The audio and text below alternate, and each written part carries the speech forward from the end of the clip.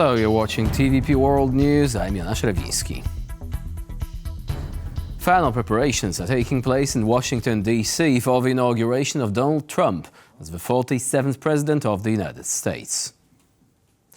On Sunday night, Trump told a packed Washington arena he would impose severe limits on immigration on his first day in office. He vowed to sign scores of executive orders to swiftly make good on key presidential campaign promises. The swearing-in ceremony normally takes place in front of the Capitol building. However, it has been moved inside the Capitol's rotunda because of extreme cold weather forecasts. For the first time, a number of world leaders have been invited to the event, including Argentina's Javier Milei and Italy's Giorgia Meloni. China has sent Vice President Han Zheng to attend the event. Several high-profile tech entrepreneurs, such as Tesla CEO Elon Musk, Meta chief Mark Zuckerberg, and TikTok chief executive Shou Zi, will also attend.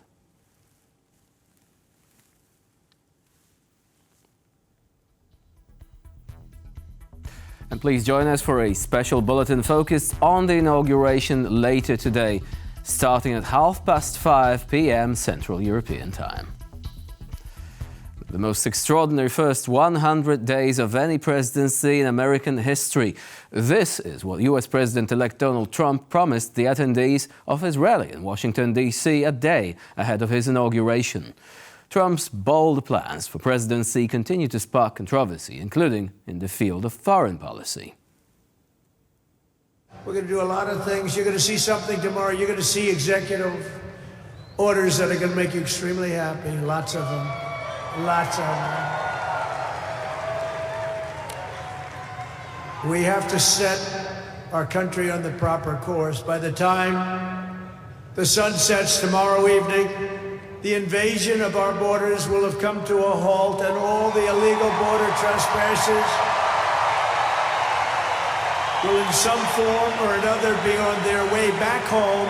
The border security measures I will outline in my inaugural address tomorrow will be the most aggressive, sweeping effort to restore our borders, but we will quickly reestablish control of our sovereign territory and borders.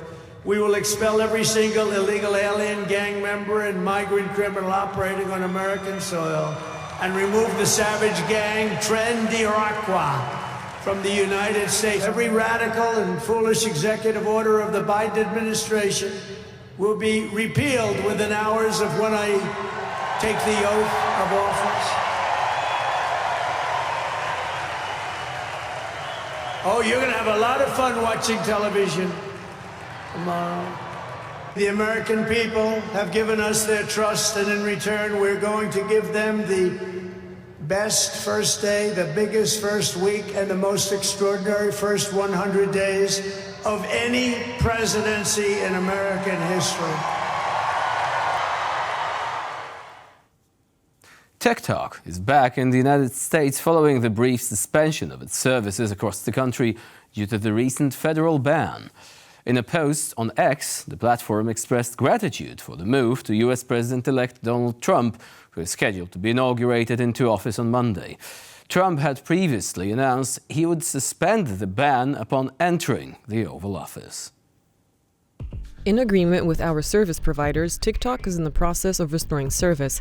We thank President Trump for providing the necessary clarity and assurance to our service providers that they will face no penalties, providing TikTok to over 170 million Americans and allowing over 7 million small businesses to thrive. It's a strong stand for the First Amendment and against arbitrary censorship. We will work with President Trump on a long-term solution that keeps TikTok in the United States. And as of today, TikTok is back.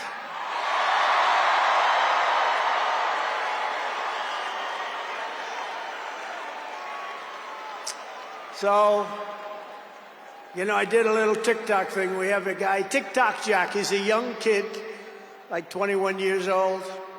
And we hired this guy, and I went on TikTok. Can you believe what I'll do to win an election?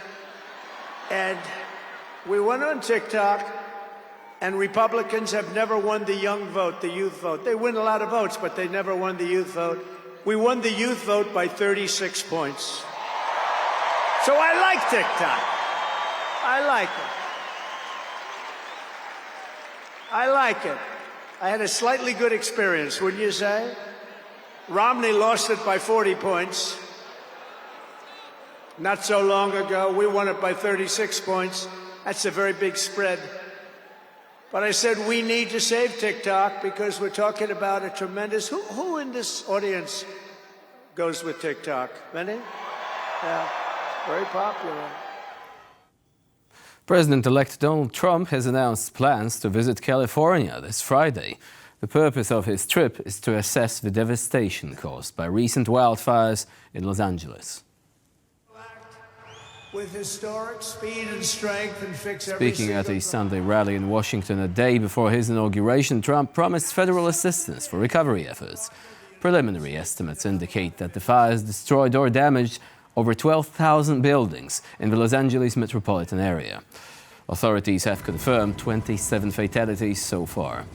Meteorologists are warning that strong winds could return in the coming days, raising the risk of renewed fire outbreaks.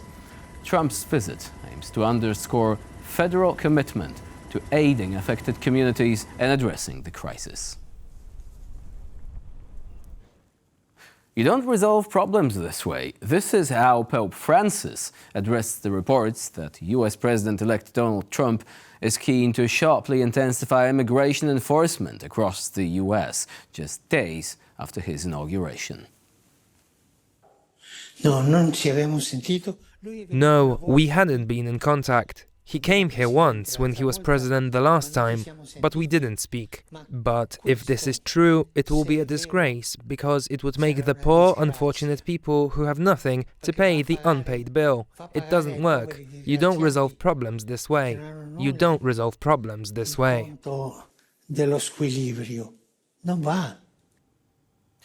During his final appearance as US President, Joe Biden delivered remarks at the International African American Museum in Charleston. In our last full day in office, we wanted to be here with you in South Carolina, said the outgoing US leader, delivering the remarks in the company of his wife, Jill Biden. Look, folks, as Jill and I shared, we felt that the power of prayer for so many of you across South Carolina has made a big deal for us. It's been a big deal for us, for real. That's why at our last full day in office, we wanted to be here with you in South Carolina. We started this morning in church to reflect on the power of faith in God and each other and our democracy. Here at this museum, we reflect on the power of history, redeeming the soul of a nation. I'm honored to be here and just toured this sacred ground. Moving on now to the Middle East. As part of a ceasefire in Gaza, Israel released 90 Palestinian prisoners, mostly women and children, late Sunday, according to Israeli prison authorities. Earlier on, Hamas freed 3 hostages that had been held for 15 months. Nearly 2,000 Palestinians are to be freed in the first phase of the truce, which began Sunday morning. The initial group included 69 women and girls, as well as 8 boys. Prisoners' identities were verified by Israeli officials and the Red Cross before release.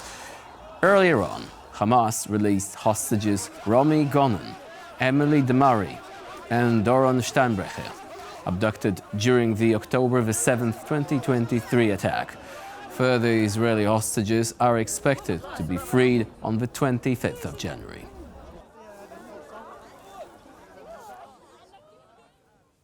Poland's Prime Minister Donald Tusk is due to attend Monday's European Parliament session in Strasbourg. On Wednesday, Tusk is expected to address MEPs, outlining the priorities of Poland's presidency of the Council of the European Union. During this week's 4-day session, European Parliament members will debate EU-US relations in the wake of Donald Trump's return to the White House. The agenda also includes discussions on Russia's attempts to damage data and energy infrastructure in the Baltic Sea. The European Parliament is also expected to adopt a resolution condemning repression in Belarus in advance of the controversial presidential election there scheduled for the 26th of January. The World Economic Forum kicks off in Davos today.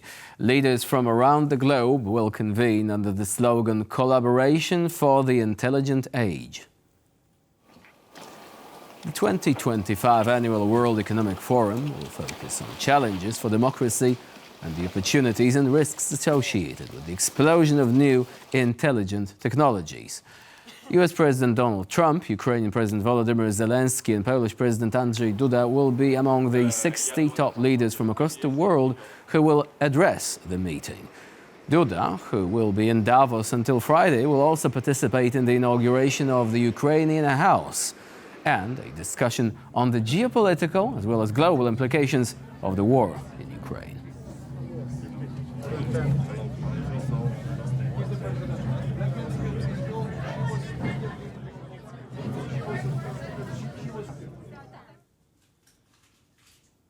Eurogroup ministers will convene in Brussels on Monday.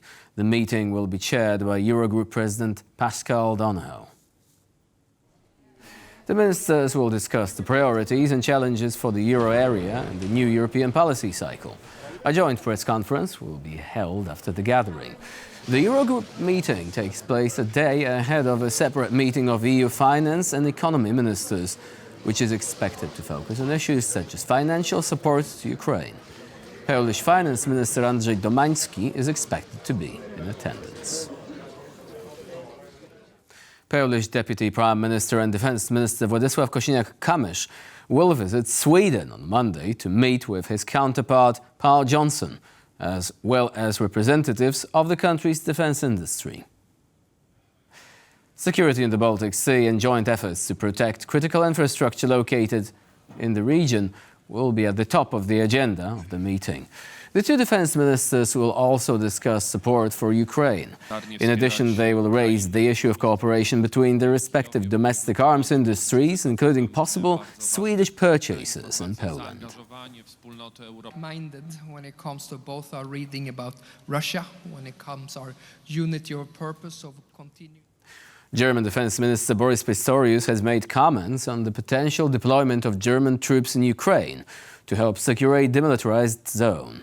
We are NATO's largest partner in Europe, so it is evident that we will play a role and must assume responsibility, the German official has said, emphasizing that effective security measures must be put in place to prevent future aggression by Russia.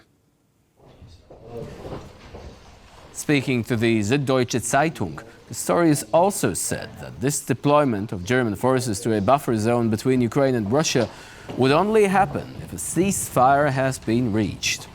He later underscored the importance of creating a security framework to prevent future Russian aggression against Ukraine. In the same interview, the minister announced plans to visit Washington in February for talks with President Donald Trump's administration. With regard to that package of three...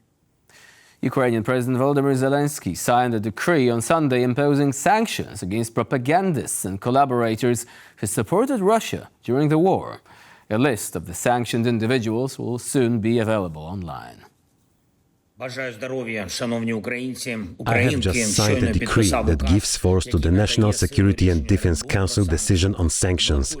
We are blocking propagandists working for Russia, people who have defected to the enemy, and those who help Russia continue the war. We also continue to deprive people of state awards. Only those who truly devote their lives to Ukraine deserve the title of Hero of Ukraine. We are also preparing new sanctions decisions. They will be issued soon. Slovakian Prime Minister Robert Fico has made comments insinuating that the country's opposition is planning a coup against him. My government is ready for everything, especially a possible Maidan, the Slovakian leader said, while also reaffirming his government's stance against Ukraine's NATO membership. We are calmly discussing the current situation and preparing for all possible alternatives. We will be ready for anything, including coup d'etat, just like Maidan across the streets, which is so tenaciously sought by the opposition. I have absolutely no problem with the progressive Slovakia delegation going to Kyiv. If you don't have the authority or the responsibility, you can negotiate at a space station on Mars. But the most dangerous thing about the PSK's Ukrainian mission is that they kissed Zelensky's ring and promised him support for Ukraine's NATO membership in the event of government power, something not even the United States of America wants today. The government I lead will never support Ukraine's membership in NATO because it would only lead to World War III. And with this, we conclude this news bulletin. Please stay with us here on TVP World for more latest news and updates.